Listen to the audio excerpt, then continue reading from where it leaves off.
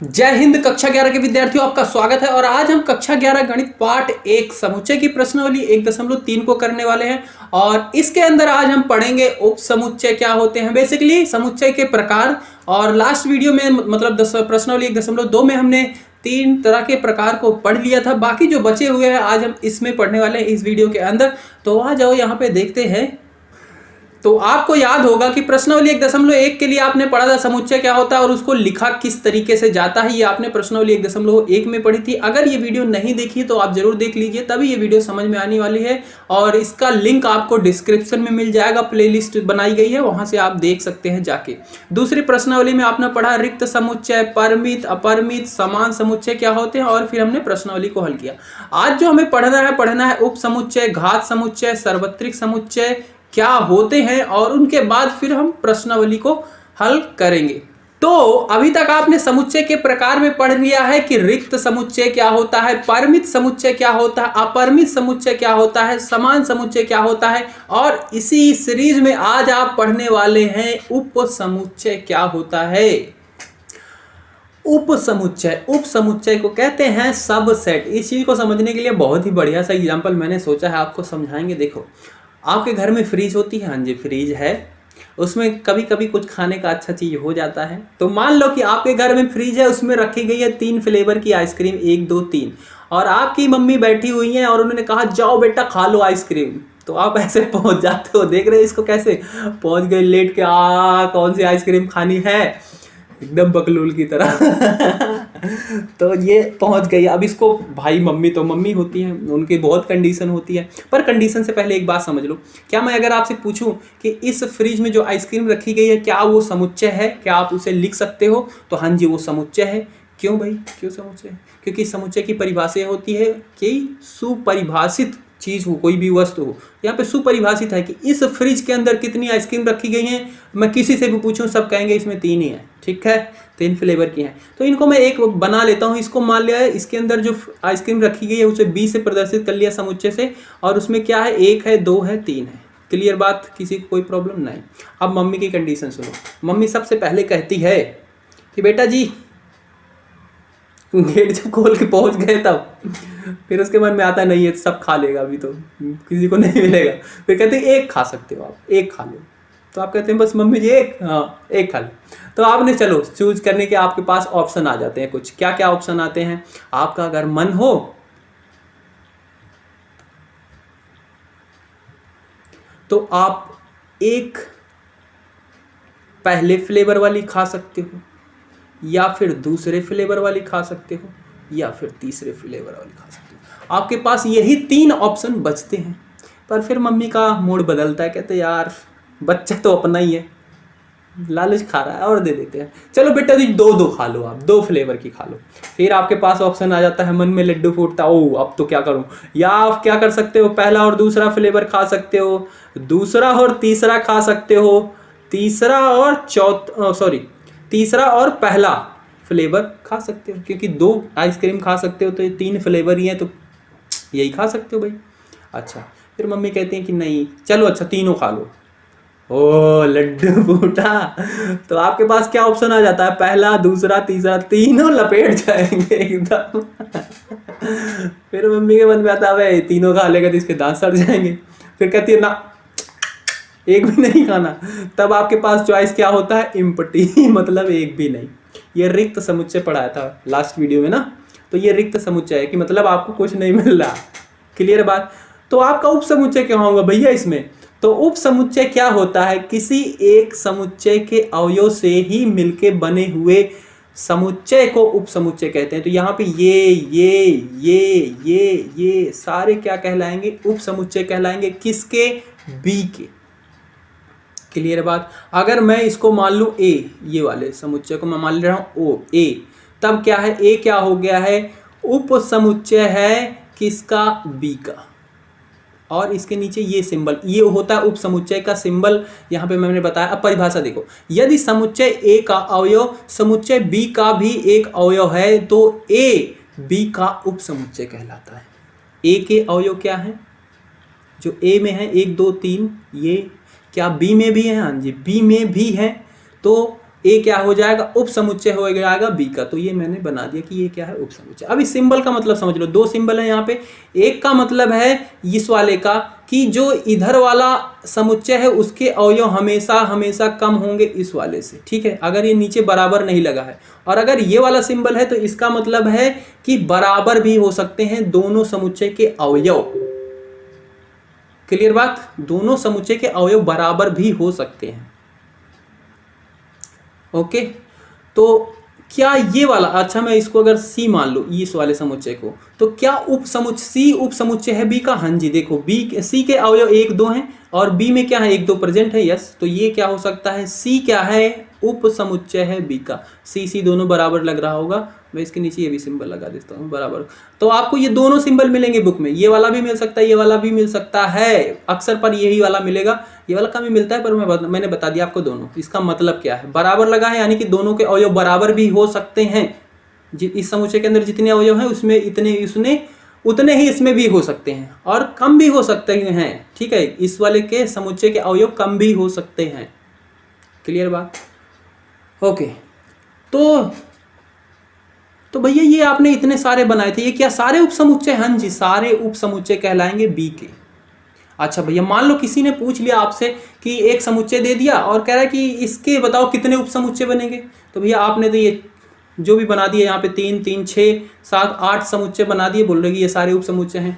तो किसी ने दे दिया, मान लो ए समुच्चय करके दे दिया है और उसमें दे दिया 1 और 2, आपसे पूछ ले कि इसमें कितने उपसमुच्चय बनेंगे इसके, तब क्या होगा? तो इसके लिए एक नियम है 2 की घात m।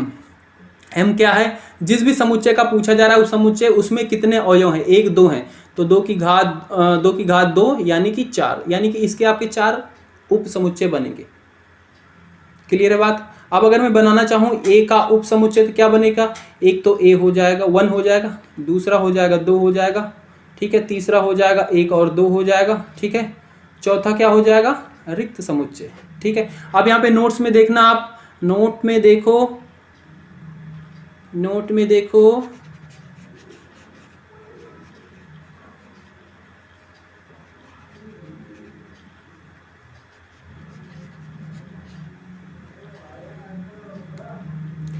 नोट में देखो, रिक्त समुच्चय हर समुच्चय का उप समुच्चय होता है। रिक्त समुच्चय जो है, कोई भी समुच्चय दिया जाए, बोले उसका उप समुच्चय बनाओ, तो उसपे एक रिक्त समुच्चय होना ही है, वो बनाना ही आपको। हर एक समुच्चय अपना ही उप समुच्चय होता है। तो जैसे बी था तो बी अपने का भी एक उप समुच्चय होता है। तो यहाँ पे ए जो माना है, ये देखो इसके अंदर सेम अवयव है, मतलब अपने का भी उप समुच्चय ही होता है। ए उप समुच्चय है बी का और बी क्या है, उप समुच्चय है ए का। इस बात को ध्यान से समझना, ए क्या है, किससे बना हुआ है, किनके अवयव को लेके, बी के अवयव को लेके, और बी क्या है, ए अवयव को लेके बना है। तो इसका मतलब है कि ए और बी दोनों बराबर हैं, ठीक है, ए और बी दोनों बराबर हैं।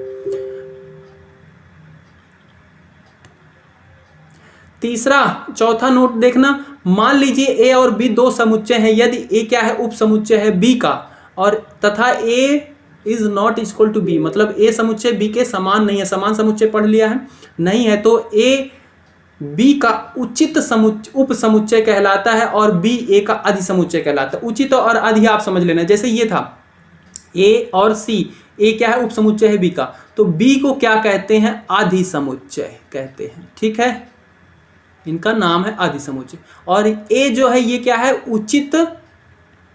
उचित बोलो या फिर उप समुच्चय बोलते हैं, इनको बात को आप समझ लेना। ये ए क्या है, उप समुच्चय है, और ये जो बी है उसका नाम हो जाता है अधि समुच्चय, मतलब इससे बना हुआ है क्या, ये ए।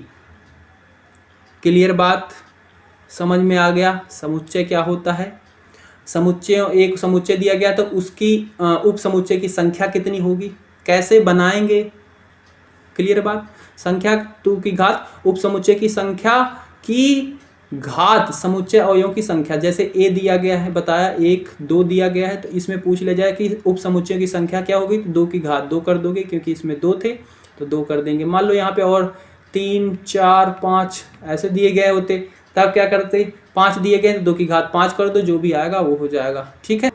वास्तविक संख्याओं के समुच्चय के उप समुच्चय, वास्तविक संख्या आपको पता है रियल नंबर, तो ये ग्राफ आपने 9th में पढ़ रखा होगा। वास्तविक संख्या क्या होती है, रियल नंबर, उसमें क्या होते हैं, इरेशनल नंबर आते हैं, और natural number, whole number, integer, rational number. ठीक है, क्लियर बात ना, ये चीज़ आपने पढ़ रखा है। नेचुरल नंबर प्राकृतिक संख्या, होल नंबर पूर्ण संख्या, इंटीजर पूर्णांक, रेशनल परमीय अपरमीय। ठीक है, तो जो नेचुरल नंबर होता था वो होता था 1 2 3 4 अनंत तक। ठीक है, होल नंबर क्या होता था, उसमें जीरो भी आ जाए। तो होल नंबर के अंदर क्या होता है, नेचुरल नंबर भी होता है। ठीक है, तो क्या मैं बोल सकता हूं कि नेचुरल नंबर उप समुच्चय है होल नंबर का? हाँ जी बिल्कुल, जाहिर सी बात है। नेचुरल नंबर को कैपिटल एन से प्रदर्शित करते हैं, ये क्या है, उप समुच्चय है किसका, होल नंबर का। क्लियर बात। अब ये होल नंबर जो है वो किसके अंदर आ रहा है, इंटीजर के अंदर आ रहा है, यानी कि पूर्णांक। तो होल नंबर जो है वो क्या है, उप समुच्चय है किसका, इंटीजर। इंटीजर को कैपिटल आई या जेड से प्रदर्शित करते हैं। ठीक है, आई का। अब ये इंटीजर देखो रेशनल नंबर के अंदर आ रहा है। ठीक है, इंटीजर क्या है, रेशनल नंबर्स के एलिमेंट को लेके ही बना है, उनके भी संख्याएं होंगी, रेशनल नंबर की संख्याएं होंगी सारी की सारी इंटीजर के अंदर। तो इंटीजर क्या है आपका, आई जो है वो क्या है, उप समुच्चय है रेशनल नंबर, यानी कि क्यू से प्रदर्शित करते हैं जिसे। ठीक है, तो मैं यहाँ पे अगर आपसे एक क्वेश्चन पूछूं, क्या रेशनल नंबर या होल नंबर उप समुच्चय है रेशनल नंबर का? होल नंबर उप समुच्चय है रेशनल नंबर का। हाँ जी बिल्कुल, होल नंबर किससे बना हुआ है, ये है पूरा रेशनल नंबर, इसके संख्याएं पूरी की पूरी हैं, इसके अंदर पूरी आती हैं। तो होल नंबर भी, तो ये होल नंबर भी मतलब पूर्ण संख्या भी क्या है, नहीं रेशनल नंबर से बनी है ना, और वही चीज़ क्या है, क्यू के अंदर भी है, मतलब रेशनल नंबर के अंदर भी है। क्लियर बात, ओके। तो बस इतनी सी बात थी, बुक में है, थोड़ा सा आप देख लेना मन करे, वरना मेरे को नहीं लग रहा ज़्यादा। इसके बाद बहुत ही इंपॉर्टेंट चीज़ है जो उपसमुच्चय के साथ ही आपकी बुक में थोड़ा थोड़ा बताया गया है इन चीज़ों को, तो इसको समझ लेना। अंतराल, इंटरवल, वास्तविक संख्याओं का इंटरवल। अगर वास्तविक संख्या है, चलो उसको आप छोड़ो, इंटरवल समझ लेना, ये बहुत इंपॉर्टेंट है। आपको 11th 12th हर जगह यूज होता है, आपको आइडिया नहीं होगा कि कहाँ से आया कैसे आया। इस इंटरवल को समझना, इनके कुछ सिंबल होता है। मान लो ऐसे करके कोई सिंबल लिखा गया 1 2 इस सिंबल के अंदर, तो इसको बोलते हैं क्लोज इंटरवल, बंद अंतराल। ठीक है, क्लोज इंटरवल। ठीक है, और अगर मान लो इसके अंदर लिखा गया है कोई चीज ऐसे, तो इसको बोलते हैं ओपन इंटरवल। क्या है ये, खुला अंतराल। और क्या हो सकता है कि एक तरफ बंद हो और एक तरफ खुला हो, तो इसको बोलते हैं क्लोज एंड ओपन इंटरवल। इनका मतलब समझना, या फिर हो सकता है इधर ओपन हो और इधर खुला हो, इधर बंद हो इधर ओपन हो। ठीक है, तो इनका मतलब समझना, इस वाले का मतलब समझो। इसका कहने का मतलब है कि इसके अंदर जितने भी अवयव हैं, यानी कि x जितने भी हैं, सच दैट x क्या होंगे,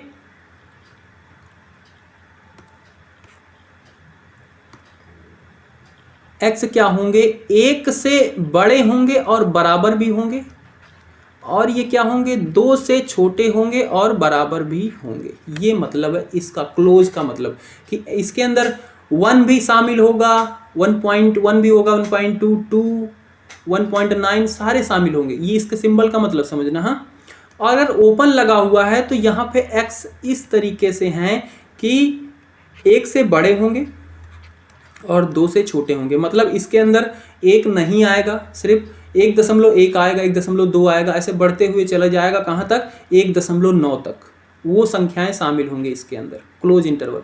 तो इसको देखो कैसे लिखा है मैंने, रोस्टर रूप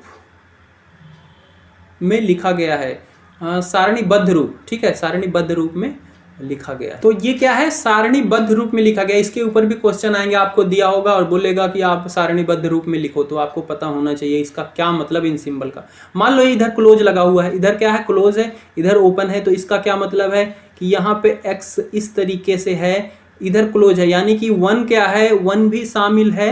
ठीक है, 1 भी शामिल है, 1.1 1.2। ठीक है, और ये क्या है, 2 शामिल इसमें नहीं होगा। ठीक है, अगर इधर ओपन है तो इधर क्या है, x इस तरीके से है, ऐसे है कि उसमें 1 शामिल नहीं है पर 2 शामिल है। ये मतलब है इनका इंटरवल का। बस इतनी सी बात याद रखना, बाकी आगे आप सब अच्छे से समझ जाओगे। इनका मतलब क्या है, अगर ये लगा है मतलब इधर जो चीज़ दी गई है वो भी शामिल होगी इस इंटरवल के अंदर, ठीक है। अगर ओपन लगा है तो यहाँ पे जो भी चीज़ दी गई है वो शामिल नहीं होगी, उससे बड़ी जितनी भी होंगी सारी की सारी शामिल होंगी, और इधर वाले से भी नहीं शामिल होगी, इसके नीचे वाली जितनी होंगी वो शामिल होंगी। अगर ये सिंबल लगा है तो आपको पता ही है कि ये शामिल होगा, और इधर ये लगा है तो ये शामिल नहीं होगा, बस वही चीज़ है। अब बात आती है घात समुच्चय की, ठीक है। घात समुच्चय, घात समुच्चय को बहुत ही आसानी से मैं बताता हूँ। देखो मान लो मैंने माना एक समुच्चय ए, ठीक है, और उसको मैंने 1 2 ले लिया और इसके उप समुच्चय मैंने बना लिए, तो कितने बनेंगे, 2 की घात m, m क्या होती है, उसमें जितने अवयव हैं 2 हैं, यानी कि 4 उप समुच्चय बनेंगे। अब मैं 4 बना रहा हूँ तो एक क्या हो सकता है, 1 होगा और 2 होगा, ठीक है, और 1 2 हो जाएगा, और एक रिक्त समुच्चय तो सबका उप समुच्चय होता ही है, तो ये 4 बन गए। अगर मैं इन चारों को एक समुच्चय बना के लिख दूं तो उसी को बोला जाता है घात समुच्चय, बस। तो और इसको लिखने का तरीका क्या है, P के अंदर A, ये A को, A के सारे उप समुच्चय को ऐसे, तो A P A, और इसको ऐसे लिख दूंगा कि एक समुच्चय बना दिया जिसके अंदर सारे उप समुच्चय को मैं लिख दूंगा 1 2 3, ओ सॉरी 3 नहीं है, ओके, 1 2 और एक रिक्त समुच्चय। इसकी जगह पे 5 भी बना सकते हैं, ठीक है, तो मैं ये बना रहा हूँ, इसका मतलब समझना नहीं कि 5 क्या होगा, 5 नहीं, 5 भी आप बना सकते हैं। तो ये चीज़ कहलाती है घात समुच्चय, क्लियर बात। तो ए समुच्चय के उप समुच्चय के संग्रह को ए का घात समुच्चय कहते हैं, तो ये है ए का घात समुच्चय, इसे पी ए से निरूपित करते हैं, इस तरीके से लिखा जाता है, बात क्लियर। इसके बाद है आपका सार्वत्रिक समुच्चय, सार्वत्रिक समुच्चय, यूनिवर्सल सेट। ये ऐसे है जैसे आपने कभी अभी एक समुच्चय लिया, उससे कई सारे उप समुच्चय बनाए, ठीक है, तो उस यूनिवर्सल सेट क्या होता है, एक ऐसा समुच्चय कि जिससे सारे समुच्चय उसमें शामिल हों, ऐसा। देखो एक समुच्चय जो सारे समुच्चयों का आधारभूत हो किसी भी विषय संदर्भ में, तो उसे सार्वत्रिक समुच्चय कहते हैं। जैसे मेरी बात सुनो, आपके विद्यालय का समुच्चय, आपके विद्यालय में जितने भी विद्यार्थी हैं उनका समुच्चय, ये क्या होगा, एक उप समुच्चय होगा। किसके बेस पे, अगर मैं बोलूं कई सारे उप समुच्चय बना दूं कि कक्षा 1 के विद्यार्थियों का समुच्चय, कक्षा 2 के, कक्षा 3 कक्षा 4 विद्यार्थियों का समुच्चय, 9 10 11 12 सबका, तो इन सब का यूनिवर्सल सेट जो होगा, सार्वत्रिक समुच्चय होगा, वो हो जाएगा कि विद्यालय में कुल विद्यार्थियों का समुच्चय, ठीक है। तो कक्षा 1 2 3 4 5 6 7 8 सारे विद्यार्थी क्या आएंगे, यूनिवर्सल समुच्चय के अंदर आएंगे। तो यूनिवर्सल समुच्चय क्या होता है, सबसे बड़ा समुच्चय जिसके अंदर सारे समुच्चय शामिल हों किसी एक विषय के रूप में, ठीक है, ऐसा नहीं कि एक कोई होगा, ऐसे किसी विषय में अगर बात हो रही है, जैसे यहाँ पे स्टूडेंट की बात हो रही है तो हमने विद्यालय का एक ले लिया कि एक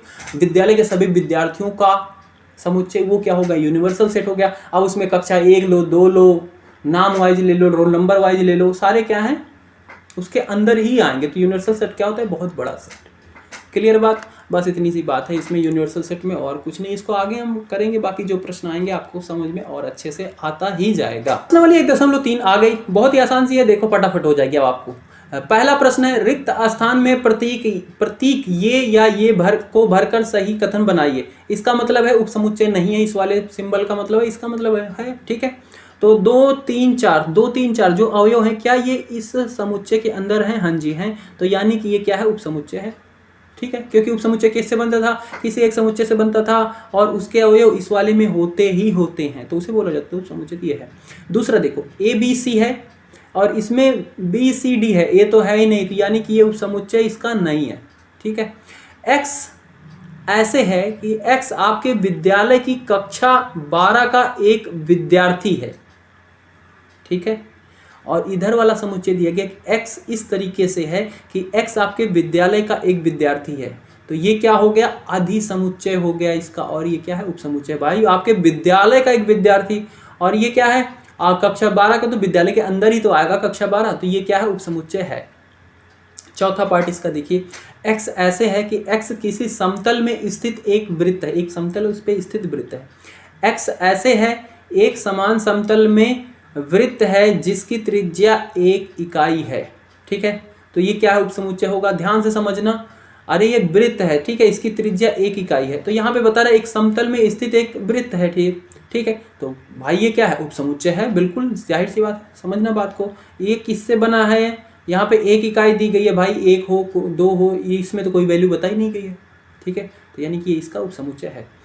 x इस तरीके से है कि x किसी समतल में स्थित एक त्रिभुज है, किसी समतल में स्थित एक त्रिभुज है, और x किसी समतल में स्थित एक आयत है। तो ये क्या है, अधिसमुच्चय है। तो आयत बोल रहा है, तो यानी इसमें जो अवयव होंगे, जो भी चीजें होंगी, सारे आयत होंगे, पर यहाँ पे त्रिभुज की बात कर रहा है। त्रिभुज तो इससे तो बना नहीं होगा, तो यानी कि ये नहीं है, ठीक है।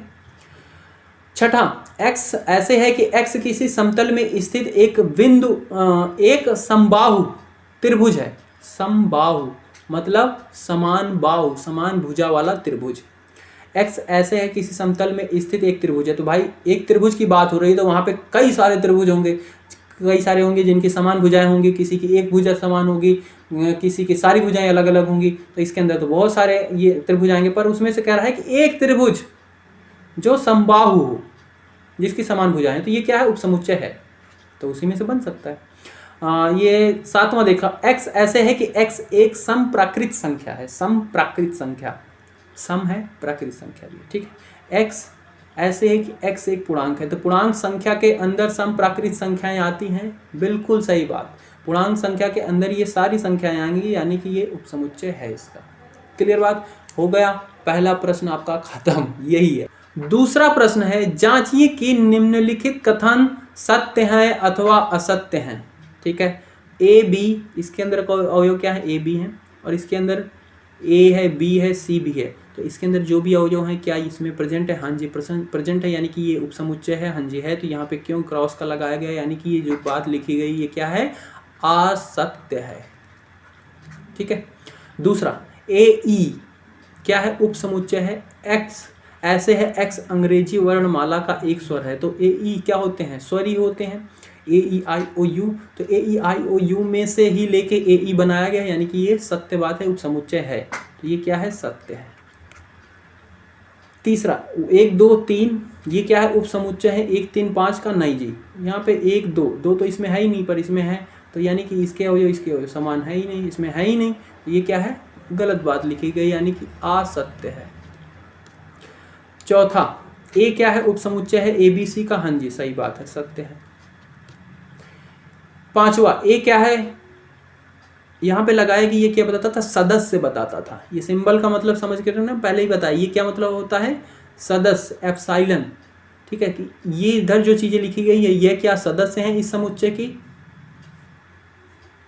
बताओ। यहाँ पे ध्यान से देखना, सदस्य को इस सिंबल के अंदर नहीं लिखा जाता, ये समुच्चय बनाया गया है, तो समुच्चय थोड़ी है इसके अंदर, ये समुच्चय इसके अंदर नहीं है, इसके अंदर सदस्य ए है। ये बात जो लिखी गई है, ये क्या है, असत्य है। छठा देखो, x ऐसे कि x संख्या 6 से कम एक समप्राकृत संख्या है, 6 से कम समप्राकृत संख्या, ठीक है। और उपसमुच्चय है, x ऐसी संख्या है, एक ऐसी प्राकृत संख्या है जो संख्या 36 से विभाजित करती है, विभाजित करती है, ठीक है। तो 6 से कम, सबसे पहली बात देखो, समप्राकृत संख्या क्या होगी भाई, सम हो और प्रकृत हो, 2 होंगी, 4 होंगी, 2 और 4, तो 2 4 36 को भी विभाजित करेंगे, हाँ जी करेंगे, यानी कि ये बात भी सत्य है। विभाजित मतलब भाग चला जाएगा, हाँ जी चला जाएगा, ठीक है। तीसरा प्रश्न है, मान लीजिए कि a बराबर 1 2 3 और इसके अंदर एक समुच्चय ही लिख दिया गया है अवयव के रूप में, ठीक है। अवयव क्या है, यहाँ पे 3 4 एक अवयव है, समझ के रखना बात को। 5 ये इसमें कितने अवयव हैं, 1 हो गया, 2 हो गया, 3 हो गया, 4 अवयव हैं।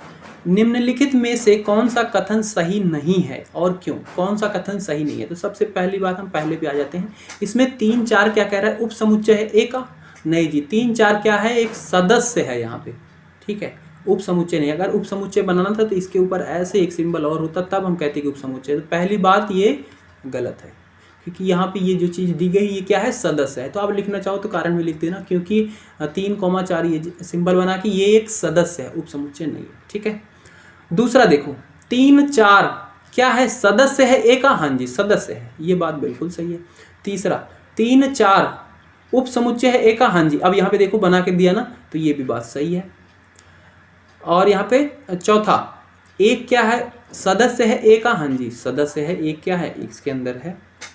पांचवा, एक क्या है, उप समुच्चय है ए का, नहीं जाएगी, उप समुच्चय होता है तो इसको ऐसे बना के लिखते, पर यहाँ पे ऐसे नहीं लिखा गया, तो ये भी गलत है। तो यहाँ पे क्या बताओगे रीजन, क्योंकि एक क्या है, सदस्य है, उप समुच्चय नहीं है। कारण भी बताना है ना क्यों। छठा, 1 2 3 5 उप समुच्चय है ए का, हाँ जी उप समुच्चय बनेगा इसका, क्योंकि इसमें सदस्यों की संख्या कितनी है, 4 है, 2 की घात 4 करेंगे तो कितने उप समुच्चय बनेंगे इसके, 4 2 दूनी 4 4 चौक 16 उप समुच्चय बनेंगे। तो एक चीज, एक ये भी होगा कि 1 2 5 भी होगा उसमें, क्लियर बात, तो ये भी सही बात है। सातवां, 1 2 5 सदस्य है ए का, नहीं जी सदस्य नहीं, ये तो उप समुच्चय, ये भी गलत बात है। तो यहाँ पे बताएंगे क्या कि ये उप समुच्चय है, सदस्य नहीं है, ठीक है। 1 2 3 ये क्या है, उप समुच्चय है ए का, हाँ जी उप समुच्चय है 1 2 3। अब कैसे बनेगा उप समुच्चय, क्लियर है ना बात, कैसे बना होगा, कैसे बनाते हैं उप समुच्चय, मैंने बताया है कि चॉइस क्या क्या है, आप 1 बना दो, 2 बना दो, इसको बना दो, ये बन जाएगा। उसके बाद इसका इसके साथ, फिर इसका इसके साथ, इसका इसके साथ, फिर इसका इसके साथ, इसका इसके साथ, ऐसे बनाते हैं कॉम्बिनेशन, ठीक है। और आपको संख्या तो पता ही चल जाती है कितनी है, ठीक है, इससे आपको संख्या निकल जाती है कितने उप समुच्चय हैं, तो आपको फिर बनाना होता है, आप बना लोगे। अच्छा, इसके बाद 9वां, फाई रिक्त समुच्चय, सदस्य है ए का, नहीं भाई सदस्य थोड़ी है, सदस्य नहीं है, ये तो उप समुच्चय है, उप समुच्चय है ना ए का, ये बात भी गलत है। यहाँ पे भी आप रीजन बता दोगे कि ये क्या है, उप समुच्चय है ए का, ना कि सदस्य है। 10वां, फाई क्या है, उप समुच्चय है ए का, हाँ ये सही बात है। 11वां, फाई क्या है, अब देखो फाई को उप समुच्चय के समुच्चय के अंदर लिख दिया, ये चीज मैंने बताई थी। या फिर आप सिर्फ ये लिखो या फिर फाई लिखो, अगर इसके अंदर कुछ लिख दे रहे हो तो वो रिक्त समुच्चय भी नहीं कहलाएगा, तो ये लिखा ही गलत गया है, ठीक है। तो ये जो लिखा गया है वही गलत है, तो ये भी नहीं है। बस इतना सा है। चौथा प्रश्न है, निम्नलिखित समुच्चयों के सभी उप समुच्चय लिखिए। तो चौथा आपको हल में बताते हैं आपको कैसे लिखना है। चौथा का फर्स्ट है जिसमें दिया गया है आपको एक समुच्चय ए कह रहा है, इसका उप समुच्चय निकालना है। तो उप समुच्चयों की संख्या कैसे पता करेंगे, 2 की घात, इसमें कितने अवयव हैं, तो एक ही अवयव है, यानी कि इसके सिर्फ 2 उप समुच्चय होंगे। वो क्या क्या होंगे, तो एक तो ये ऐसे हो जाएगा और एक क्या हो जाएगा, रिक्त समुच्चय, बस हो गया। दूसरा देखो, इसके अंदर अवयव हैं 1 और 2, इसमें एक उप समुच्चय की संख्या क्या होगी, 2 की घात, इसमें कितने अवयव हैं, 2 हैं, तो 2 यानी कि 4, तो 4 होंगे। एक तो आपका ए हो जाएगा, एक हो जाएगा बी हो जाएगा, एक खुद का भी ये उप समुच्चय होता है और एक रिक्त समुच्चय तो सबका होता ही है, ठीक है। तो यहाँ पे फाई बना रहा हूँ, पहले मैंने बस ऐसे ब्रैकेट बना के छोड़ दिया था, तो समझना मत कि ये क्या है, फाई और ये दोनों सेम चीज होती है, रिक्त समुच्चय ही होता है। तीसरे के अंदर दिया गया है 1 2 3, 1 2 3, तो इसमें उप समुच्चय की संख्या क्या होगी, 2 की घात 3 हो जाएगी, यानी कि 8 हो जाएगी। अब 8 बनाने हैं तो आप क्या होंगे, 1 हो गया, ठीक है, 2 हो गया, 3 हो गया, 1 और 2 हो गया, और उसके बाद 2 और 3 हो गया, 1 और 3 हो गया, ठीक है। और फिर क्या हो जाएगा, एक रिक्त समुच्चय हो जाएगा, देख लो, 3 3 6 7 इसके अंदर, और एक क्या हो जाएगा, ये खुद का भी उप समुच्चय होता है, नोट में लिखाया था, ये 8 बन गए। और उसके बाद चौथा क्या है, फाई मतलब उसमें एक भी अवयव नहीं है, तो इसके कितने उप समुच्चय होंगे भाई, फाई है, ठीक है। तो इसमें 2 की घात क्या करेंगे, इसमें एक भी अवयव नहीं है, यानी कि 2 की घात 0, फाई का मतलब क्या है, रिक्त समुच्चय, इसमें एक भी नहीं, 2 की घात 0, यानी कि किसी का घात 0 करो तो 1 होता है, यानी कि इसका एक ही होगा, तो सिर्फ फाई का ही एक उप समुच्चय होगा, बस समझ गए बात को। इसके बाद इसमें 5वां प्रश्न दिया गया है, पी ए के कितने अवयव हैं यदि ए बराबर फाई है। पी ए क्या होता था, पी ए यूनिवर्सल सेट, नहीं सॉरी, 5वां है, पी ए के कितने अवयव हैं यदि ए बराबर फाई है। पी ए का क्या मतलब था, घात समुच्चय, पावर सेट, घात समुच्चय। तो घात समुच्चय में क्या होते थे, जो भी समुच्चय दिया गया होता था उसके उप समुच्चय बनाते थे और उन उप समुच्चयों को एक समुच्चय के अंदर लिख देते थे, उसी को बोलते थे कि ये क्या है, घात समुच्चय पावर सेट है। तो यहाँ पे समुच्चय आपको जो दिया गया है वो क्या है, फाई है, मतलब इसमें एक भी और नहीं है, अवयव नहीं है। तो इसके अंदर उप समुच्चय की संख्या क्या हो जाएगी, जब एक भी अवयव नहीं है यानी कि 2 की घात 0 यानी कि 1, तो सिर्फ एक फाई ही होगा। और पी के अंदर कितने फिर उप समुच्चय लिखे जाएंगे, तो सिर्फ एक फाई लिख दो, ठीक है। ये चीज क्लियर बात। इस पावर सेट के अंदर कितने अवयव होंगे, एक अवयव होंगे, यही सिर्फ एक फाई होगा। छठा प्रश्न दिया गया है, निम्नलिखित को अंतराल रूप में लिखिए, अंतराल रूप में लिखिए, अंतराल रूप में लिखिए। इसका पहला देखो यहाँ पे दिया गया, जो अभी बताया था ना अंतराल, तो x ऐसा है कि x क्या है, real number r capital R वास्तविक संख्या को प्रदर्शित करता है कि उसका सदस्य है, और ये क्या है, 4 से बड़ा है, -4 से बड़ा है और 6 से छोटा है और बराबर भी है। तो इसका मतलब है कि इधर कौन सा सिंबल लगा है, ओपन, खुला हुआ अंतराल, ठीक है। तो इधर ऐसे वाला सिंबल है, तो इसमें -4 होगा, और इधर क्या है, 4 भी शामिल है, 6 भी शामिल है, यानी कि 6 होगा, ये हो गया। दूसरा, x ऐसे है कि x क्या है, वास्तविक संख्या का सदस्य है, मतलब संख्याएं क्या है, वास्तविक संख्याएं हैं, और ये क्या है, -12 से बड़ी है, ठीक है, और -10 से छोटी है, मतलब दोनों तरफ ओपन, खुला हुआ अंतराल लगा है। तो इधर लिख देंगे -12 और इधर लिख देंगे -10, कॉमा लगा के, हो गया। तीसरा, x ऐसे है कि x वास्तविक संख्या का सदस्य है, ठीक है, और ये क्या है, 0 के बराबर है, 0 से बड़ा और 7 से छोटा, यानी कि इधर क्या है, क्लोज ब्रैकेट लगा है और उधर ओपन लगा है। चौथा, x ऐसे है कि x वास्तविक संख्या का सदस्य है और 3 से बड़ा है और 4 से छोटा है और बराबर भी है, 3 से बड़ा है और बराबर भी है, यानी कि दोनों तरफ क्लोज ब्रैकेट लगा है। ये हो गया। सातवां प्रश्न है, निम्नलिखित अंतरालों को समुच्चय निर्माण रूप में लिखिए, ठीक है, और वास्तविक संख्या का अंतराल था, ठीक है, जब टॉपिक है आपके बुक में वास्तविक संख्या का अंतराल है कि वास्तविक संख्या को आप सेट के रूप में कैसे लिख सकते हैं, तो वो चीज था। तो यहाँ पे आपको अंतराल दिया गया है पहला, इसको अब आपको लिखना है क्या, किस रूप में, समुच्चय निर्माण रूप में। तो भाई लिख देते हैं फिर इसको समुच्चय निर्माण रूप में।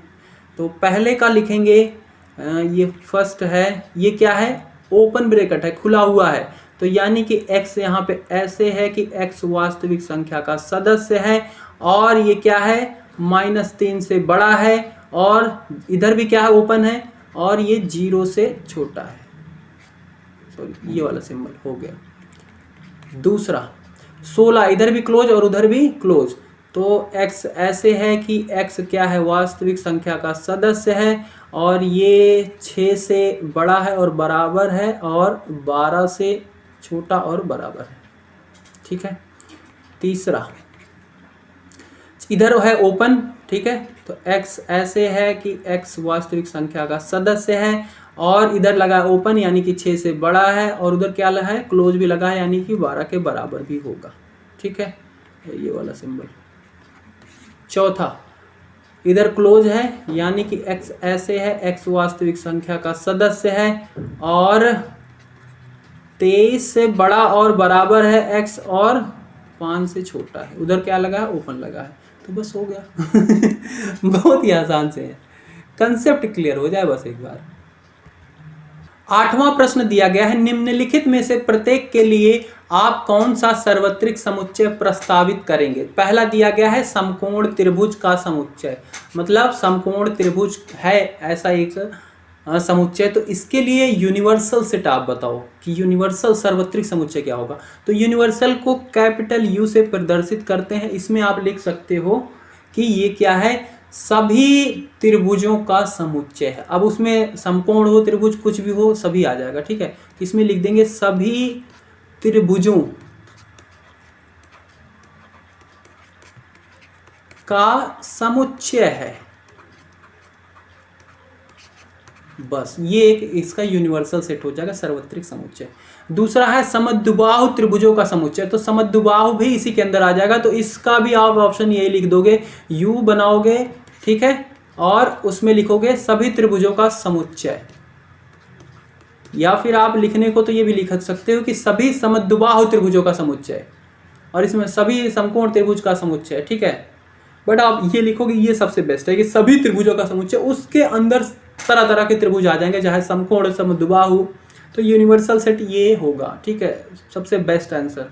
बाकी सभी लिखना समद्विबाहु त्रिभुजों का समुच्चय शायद वो भी सही हो, बट ये सबसे बेस्ट है।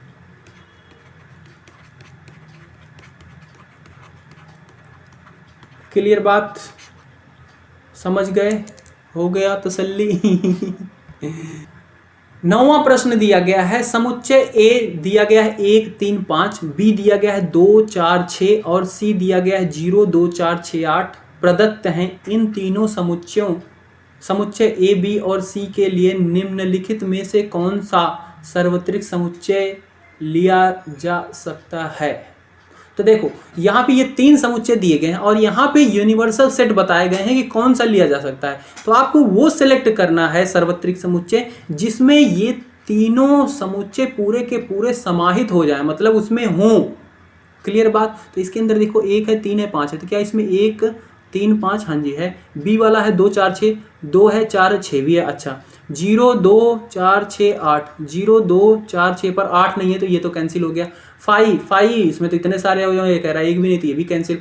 तीसरा देखो 0 1 2 3, 1 3 5, 0 1 3 5, हाँ जी। 0 2 4 6, 2 4 6, हाँ जी। 0 2 4 6 8, 0 2 4 6 8, तो इसमें 8 भी है, तो ये आपका है यूनिवर्सल सेट। तो इसका आप लिख लो, सार्वत्रिक समुच्चय लिखोगे कि यू क्या है, ये वाला 0 1 2 3 4 5 6 7 8 9 10, ये। बाकी इसमें 1 2 3, इसमें 0 ही नहीं है तो ये भी नहीं है। क्लियर बात, हो गई तसल्ली, हो गई एक्सरसाइज, सब कुछ हो गया। अच्छा जी, अगर आपने पीछे की एक्सरसाइज कहीं भी कोई प्रॉब्लम है तो आप डिस्क्रिप्शन चेक करना वीडियो की, वहाँ पे आपको टेलीग्राम ग्रुप, व्हाट्सएप ग्रुप सब कुछ भरा पड़ा है, आप बस पढ़ने वाले बनो। वहाँ पे आप कमेंट करके पूछ सकते हैं जो कोई वीडियो ना मिले, और वैसे अक्सर वीडियो के अंदर आप डिस्क्रिप्शन चेक करना, वहाँ पे प्लेलिस्ट दी गई है चैप्टर वाइज, तो आप चैप्टर वाइज सारा कुछ देख सकते हो। मिलते हैं अगली वीडियो में, तब तक के लिए जय हिंद जय भारत बच्चों।